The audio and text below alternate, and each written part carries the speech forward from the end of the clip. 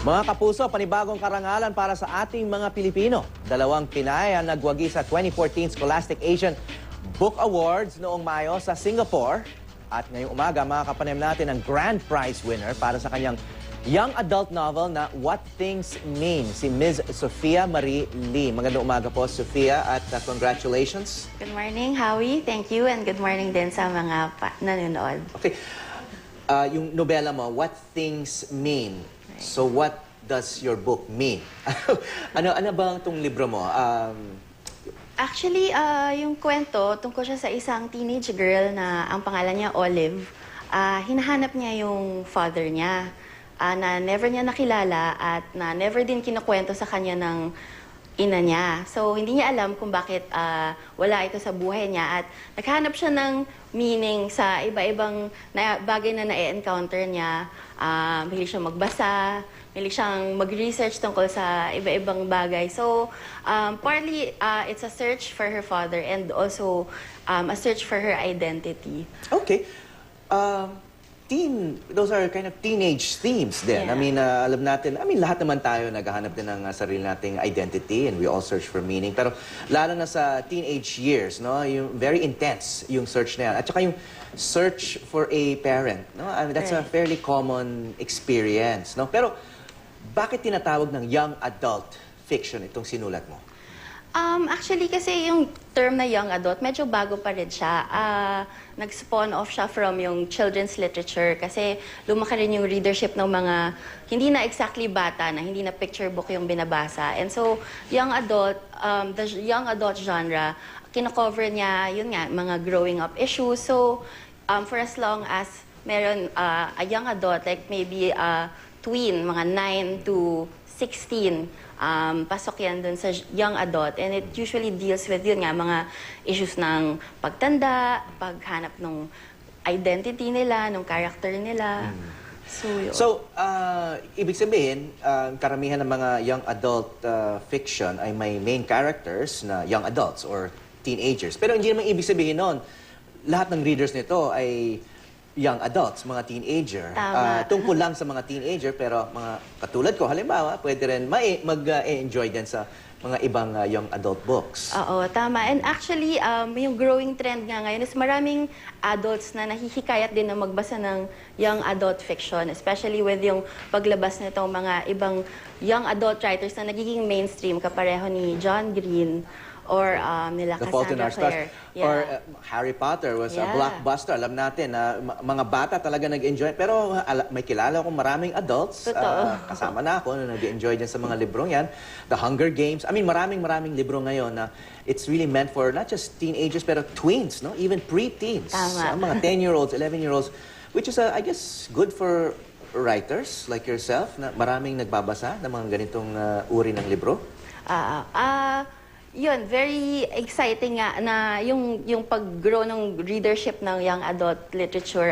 Kasi una nakaka-excite dahil mas maraming nahikayat na magbasa. At saka mas maraming nahikayat na to explore at magsulat ng mga kwento na ganito. Pareho ko. Okay, nabanggit mo si John Green na sumulat ng this blockbuster, The Fault in Our Stars. Tama.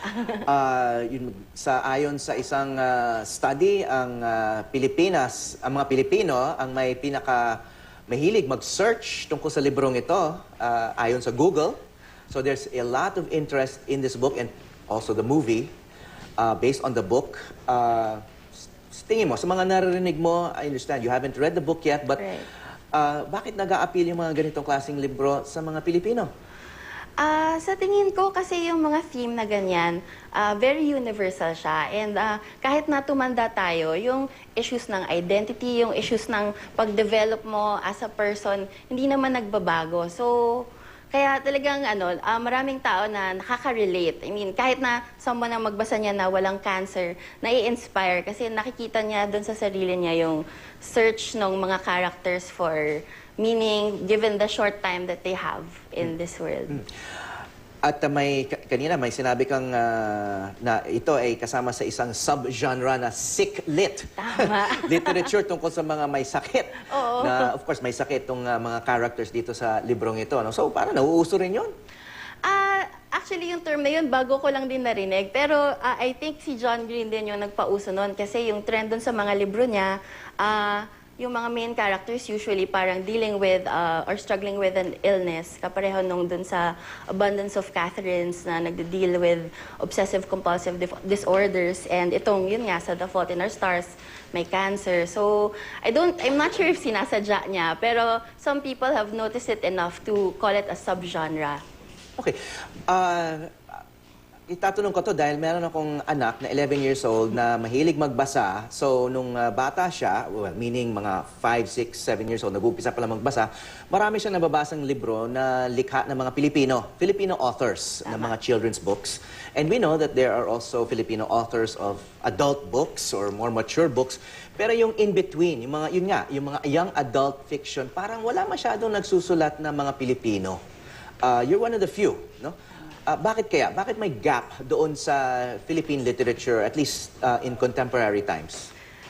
Sa tingin ko kasi for a long time, yung industry kasi natin nag-grow pa rin siya. So for a long time, nagde-develop tayo dun sa children's literature parang. So meron nung Adarna, Lampara, all of these publishing houses that publish children's picture books. Pero ngayon pa lang din sa tingin ko nagmamature yung readership or lumalaki yung readership ng young adult dito. Katulad ko na lang, ako, nung nag-graduate na ako from picture books, ang binasa ko na Nancy Drew, Sweet Valley High, and siguro kasi na rin kulang yung mga nagsusulat para sa mga Pilipino nung panahon ko. Although, ngayon nga, na-discover natin na dumadami na siya. So, sobrang excited kami na hindi lang ako yung nag-first runner-up sa Scholastic Asian Book Award, Filipina rin, si Catherine Torres. So, 1 and 2. Right. This is Asia-wide, no? Yes, so, may it's taga-India na nanalo rin, I think Tama. third prize, etc. So, Third prize. it's really a big honor for Filipinos. So, I just want to mention, you're still a graduate student of creative writing sa Yes. UP Diliman, and you wrote this as kind of part of a school project. Tama. And it was recommended by your teacher to join this. So, when is this book going to be available sa Pilipinas? Mga curious, gusto mabasa itong libro mo?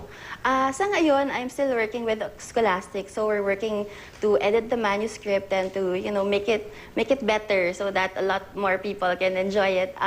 We're hoping for a release next year. Ano yan? Sa Singapore kasi yung publisher mo. Tama. So, sa pero Pilipinas? Sana, I think, plano nilang isabay. Although, siguro, kung hindi Next man, year. mga just a few months behind Singapore. But hopefully next year. And very excited kami na mabasa na ninyo ito. Okay, congratulations ulit. Thank you. And Thank you very aabangan much. namin yung libro mo, What Things Mean. Grand Prize winner doon sa Scholastic Awards ng Singapore. Maraming salamat, Sophia Marie Lee. Thank you. The Grand Prize winner sa 2014 Scholastic Book Awards.